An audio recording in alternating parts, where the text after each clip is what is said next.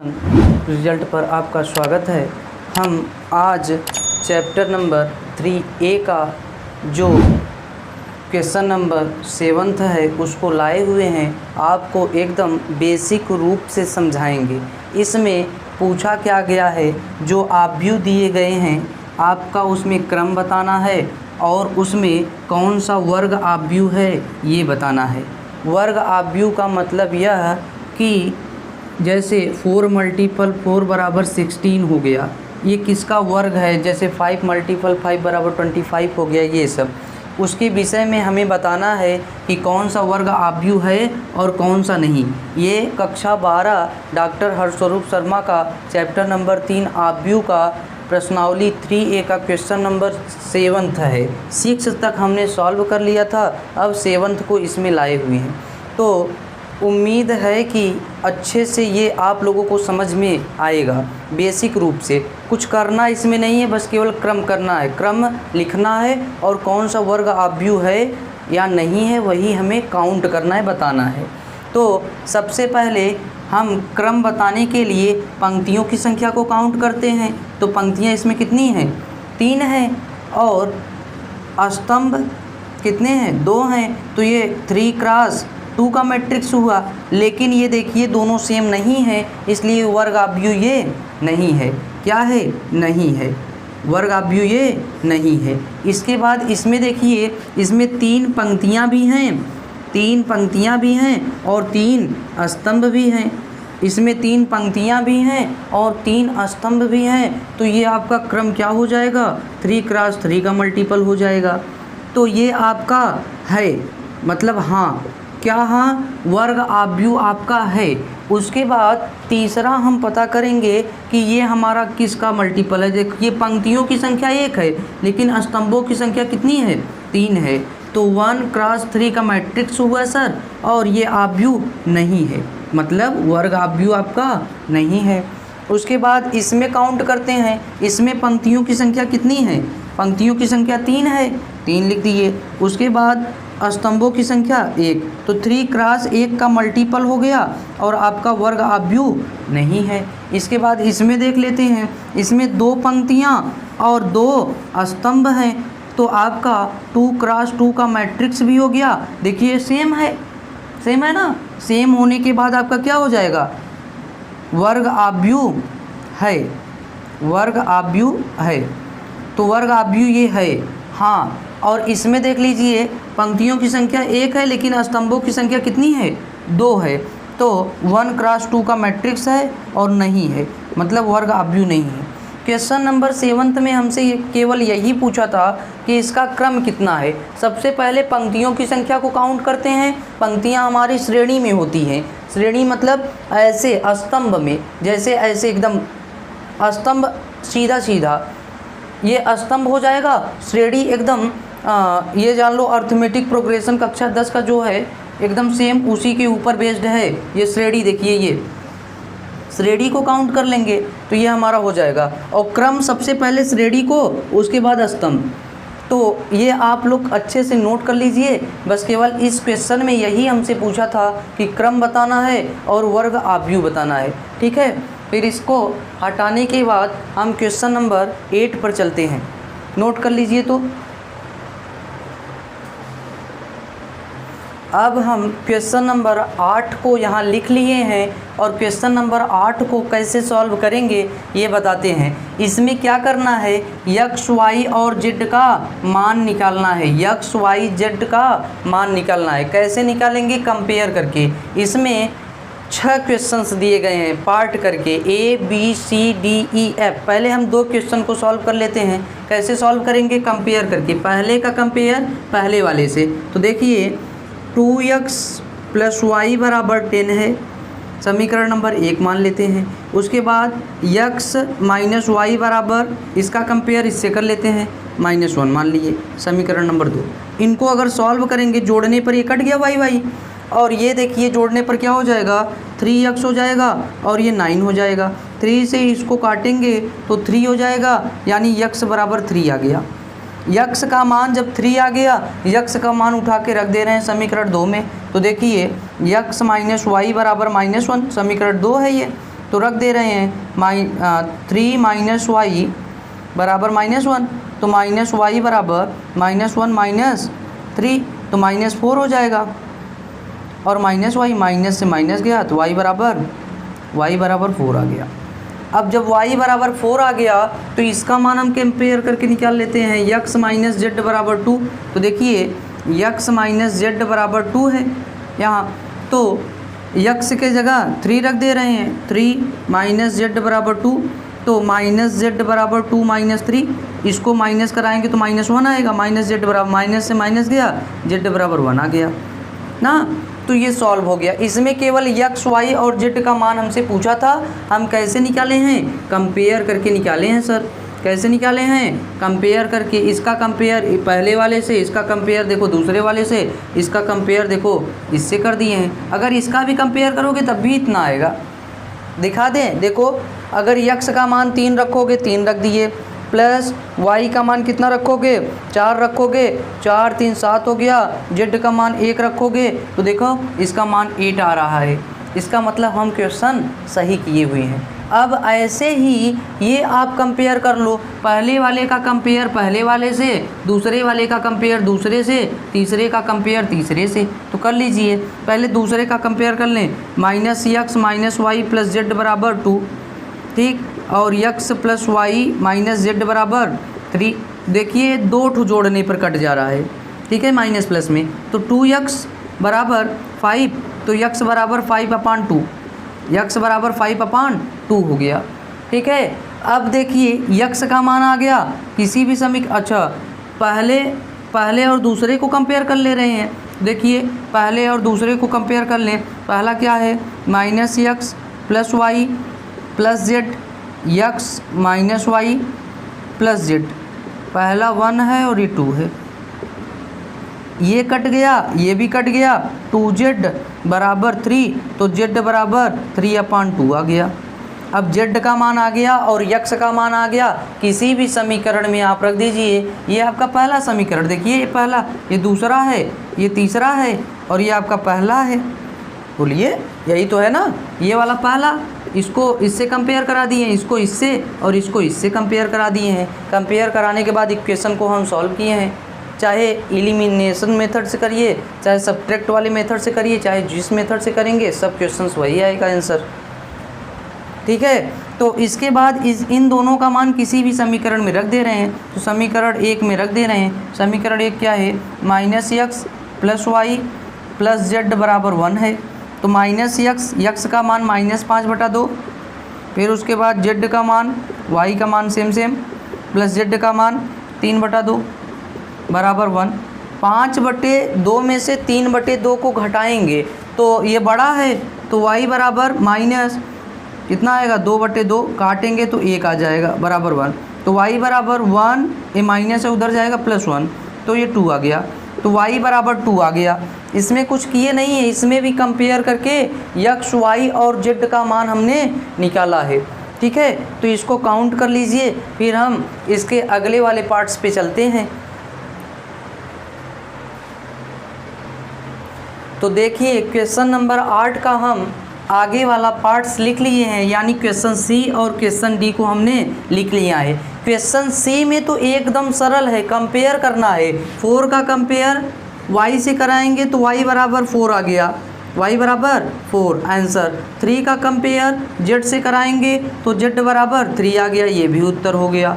x यहाँ पर है, x का कंपेयर 1 से कराएंगे तो x बराबर 1 आ गया। ये आंसर देखो एकदम क्वेश्चन सॉल्व था, क्वेश्चन एकदम सॉल्व करके दिया था, बस केवल मुझे कंपेयर करके उत्तर बताना था। इसमें देखिए इसका कंपेयर इससे कराएंगे तो यानी x प्लस वाई बराबर 6 हो गया ना, समीकरण 1 मान लेते हैं। इसका कंपेयर इससे करा दे रहे हैं तो क्या होगा, x y बराबर 8 है, तो अगर y का मान निकालेंगे तो 8/x हो जाएगा। इसका मान इसमें रख दो, समीकरण 2 ये मान लेते हैं। समीकरण 2 का मान समीकरण 1 में रख दे रहे हैं, तो एक क्या है, x प्लस वाई बराबर 6 है, तो यानी 8/x ना, y की जगह रखना है, यानी x प्लस 8/x बराबर 6। इसके बटे 1 करके एलसीएम ले लेते हैं, एलसीएम लेंगे तो x यक्स स्क्वायर प्लस 8 बराबर 6, मल्टीपल करा देंगे क्रॉस मल्टीप्लिकेशन,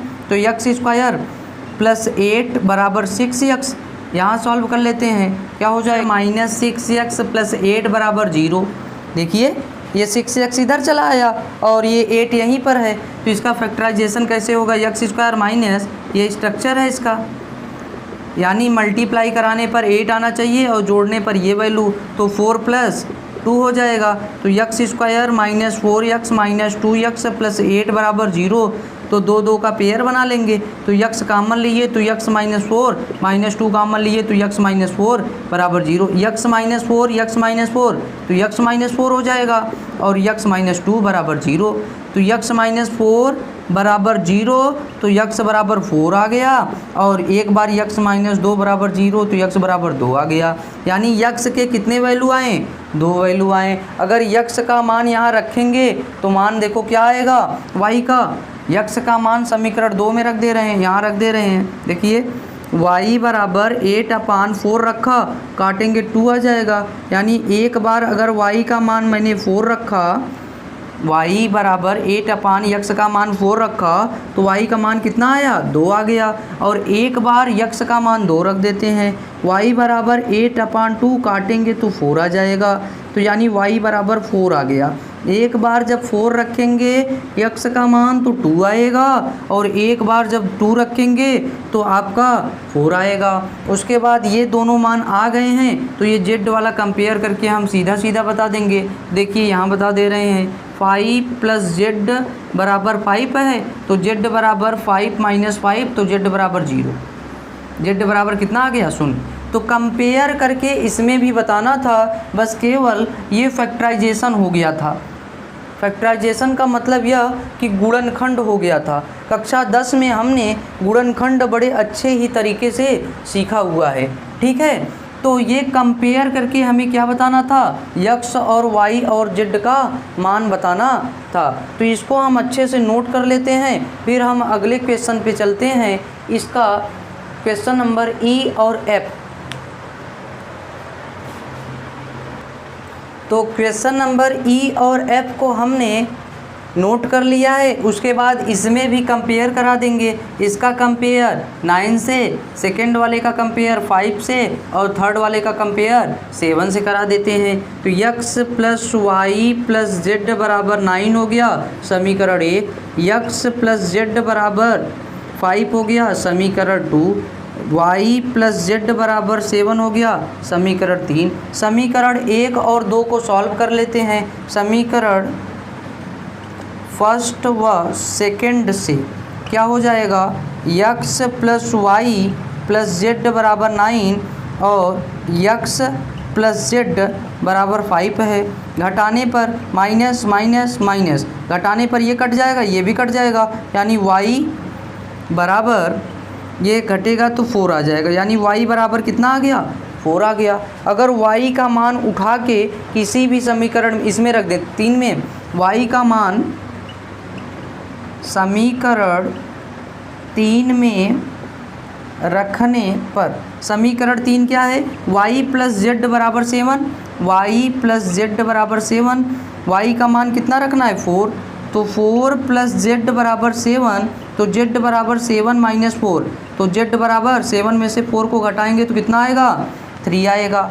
ये आंसर हो गया। जब इसका मान आ गया दोनों का, अगर दोनों का मान उठा के समीकरण 1 में रख दें, चाहे 2 में रख दें, चाहे 3 में रख दें, 3 में रखेंगे तो z और y का मान तो दिया है, हो गया ना। लेकिन अगर इसका मान उठा के 2 और 1 में रखेंगे तो यक्स का मान आ जाएगा।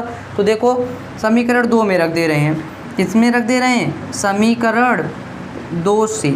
समीकरण 2 क्या है, x + z बराबर 5 है, z का मान 3 आया है, तो x + 3 बराबर 5, तो x बराबर 5 - 3 तो 2 आ गया, x बराबर 2।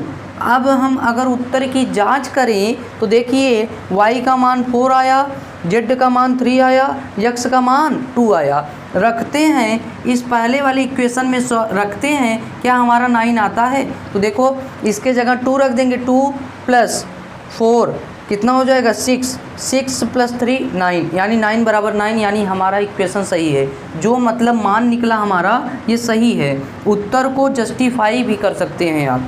अब क्वेश्चन नंबर 8 का एफ पार्ट देख लेते हैं। तो देखिए सबसे पहले इसका मल्टीपल कराना पड़ेगा, 2x 3x, फिर प्लस माइनस y और y बराबर 10 और 5 है।